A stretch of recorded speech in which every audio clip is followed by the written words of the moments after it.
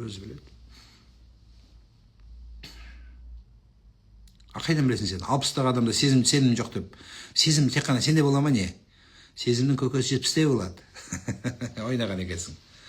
70-тегі мамаң өзі біледі.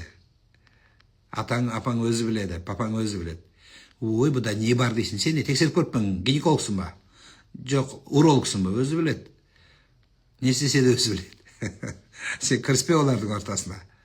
Сен жағдай жасап бер, болды, тыныш отыр, ақша беріп отыра бер, болды.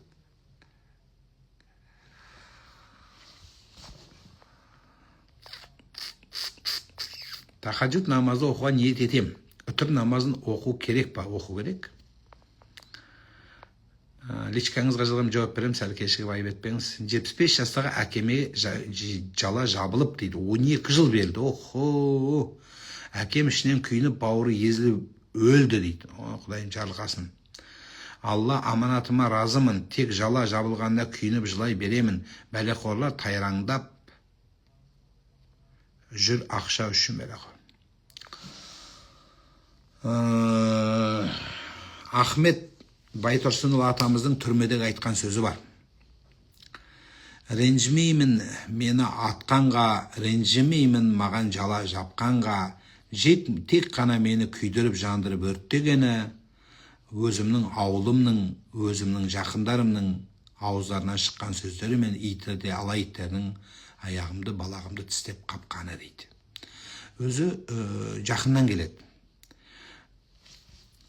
Сенің аузыңдағы сөзіңді саған дұшпандар айтпас үшін сен оны достарың айтпа. Түсіндің ма?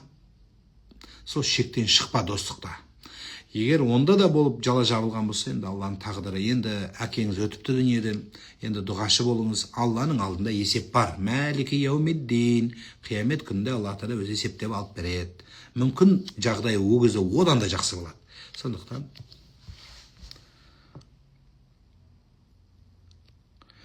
басқа күйеуге тисе мамам, ана өмірде кіммен болады? Какая тебе разница, кіммен болады мамаң? Сен өзің кіммен болады? Зачем саған мамаң кіммен болады? Құдай-ау, мамаң да оның неде қызғанымсыздық болдың ғой сен. Мамаң өзі біледі, махаббаты қайсына күштірек болады, сонымен болады. Надо быть екеуімен де болады, өзі шешеді. Біздікілерге сол қызық. Мамаң өзі біледі кіммен болады. Кітапта не жазылады? Кітапта екі вариант айтады. Сүйгенімен болады дейді, қайсын жақсырақ көргені. Или таңдау беріледі дейді. Қайсысы мейірімділік болады, соған болады. Өзі шешеді. Бірақ соңғысы деп келеді кітаптарда. Соңғысы болады. Өйткені соңғысы тәтті болады деп қалдым.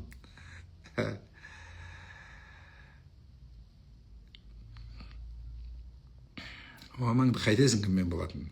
Өзі шешеді кіммен болатын. Сен третий личныйсың, мен де личный мінездерді.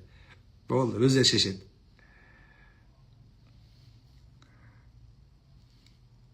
Ойға сделали мое рабочее утро дейді. Машалла. Рахмет. 18-дегі ұлым Қызылордаға оқуға түсті дейді. Грантқа дейді, биылға дейді. О, күшті ғой. Жатақханада тұрады. Тамаша. Шоқаманов атындағы, атамыздың атындағы биыл өте жоғары оқу. Бұрынғы КТЛ ғой.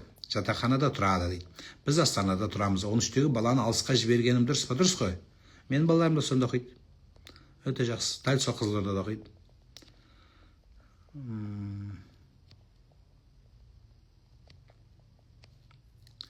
Інім үйленбеген еді. Енді 2 баласы бар, ажырасқан келіншекті аламын дейді.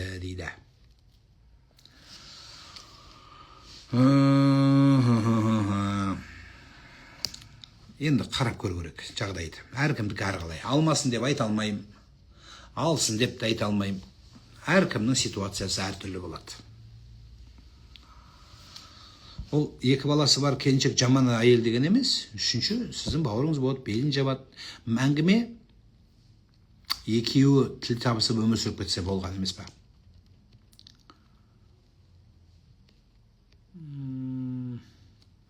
Меркідегі бар не үшін өлтірген ер адамын жайлы пікір. Бізде құқық қорғау органдары бар. Бізде құқық қорғау органдары солар бұның мән жайын ашықтап айтады. Біз давайте асықпайық.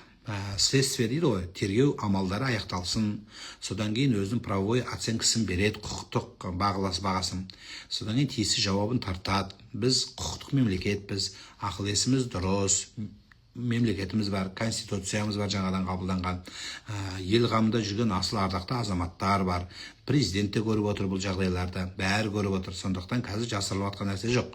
Сондықтан асықпаңыздар, біреуді даттап, біреуді жамандап, біреуді бүйтудің қажеті жоқ. Әр нәрсе өз уақытысымен болады, айтайын дегенім. Сәл сабыр етіңіздер. Анаған пікір айтып, мынаған пікірдің қажеті жоқ. Әлбетте дұрыс емес, әлбетте қылмыс болса, оның жазасын тартады сөзсіз. Қызым жаңа жұмысқа кіргелі жатыр, дұға оқып жібересіз бе сәттілікке дейді. Ең жақсы дұға, патолог дұғаны айтайыншы сізге. Сәләсу дауатун мүстәжәб. 3 адамның тілегі қабыл. Лә шәккі фихинна. Еш күмән шәктеріңіз болмасын дейді пайғамбарымыз. Дауатул вәлидейни алал вәлидихи. Ата-ананың баласына дұғасы дейді. Менің дұғамнан сіздердің ата-ананың дұғасы әлде қайда жоғары тұрады. Сен маған мен дұға қылсам ойланып тұрам. Наличный берем екен, каспимен берем екен, аударып жіберем екен, іздеп тауып аларым екен. Мен адаммын да, ойлаймын да.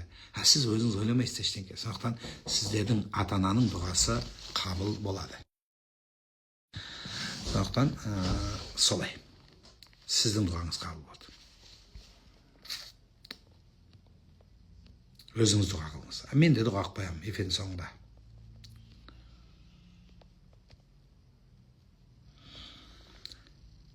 Құран кітаптың қазақша аудармасын оқыса сауап болады ма дейді. Вообще кітап оқығаннан сауап болады.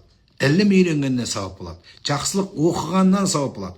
Кітап оқы. Президентіміз библиотека салып жатыр. Кітапхана салып жатырмыз облыстарға. Академиялық кітапхана, президенттік кітапхана салып. Оқы, не оқысаң да оқы. Читай. Жеңгем шариғатта әйел адам молаға баруға болмайды дейді. Сол рас па? Жеңгеңдікі дұрыс. Жеңгең біледі бір нәрсені. Ұстаз, күйеуімді арақтан қалай қойдырамын дейді. Қызметін жасай бересің. Жақсы Құдайдан сұрай бересің. Бәрі жақсы болады.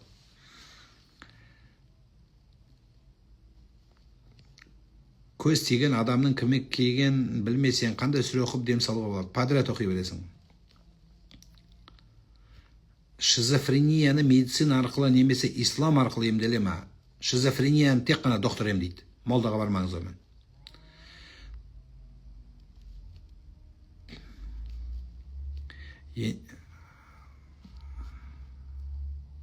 Магистратураға түскім келеді. Күйеуге тей. Ең патолог магистратура байға тию. Целое искусство.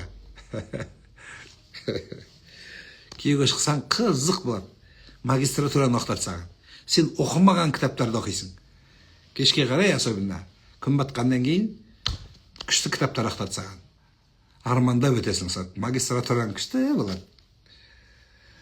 Өз бәрі оқуды оқып, содан кейін бір еркекті сүйрегенше, лучше сен бағың ашылып, сені сүйресін да бір еркек. Құдайдан солай сұрамайсыздар ма? Қызымның оқу бітіріп, ананы оқып, мынаны оқымасын деген сөз емес тағылайдым. Оқып, сенің қызың бір оңбаған еркекті диванда жатқанды сүйрегенше, лучше сенің қызың жатсын. Менің қызыма сондай күйеу бер, менің қызымды біреу бақсын деп сұра. Жақсы болады. Сол тілек солай болу керек. Правда ли, что бывает мусульман-джинны, да? Джинны подразделяются на как и мусульмане, так и не мусульмане. Два вида. Точно как мы. Они тоже размножаются, у них тоже семьи есть, у них тоже свои правления, свое государство есть, у них тоже свой айфон есть, джинфон называется. Поэтому у них тоже свой мир тоже. Жұмада сыйлық сыйлау дұрыс па дейді. Четверг күні берсе болмай ма не? Суббота күні ше? Бермеймін. Неге? Бүгін жұма емес қой? Мен тек қана по пятницам берем десем бола ма не? Мен сенімен амандаспаймын. Неге бүгін пятница емес? Ва рахматуллахи ва баракату деп айтамын. Қашан? Жұма күні. Суббота күні ше айтпаймын. Не бүгін жұма емес қой десем бола ма? Күнде жасай бер жақсылықты. Келесі жұмаға дейін ажал жетіп өліп қалсаң арманда қаласың подаркыңмен. Лучше бүгін бер.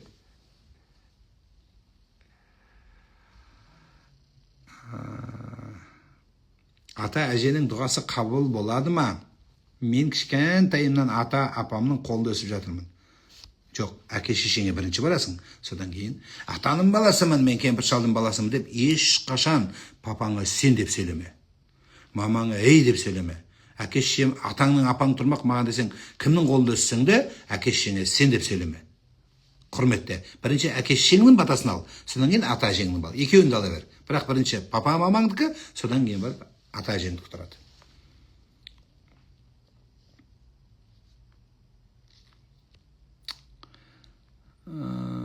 Күйеуге шыққан әйелді түстінде мәжбүрлеп күйеуге беріп жатса, қалай жорысақ болады дейді. Екі бағытта жорылады.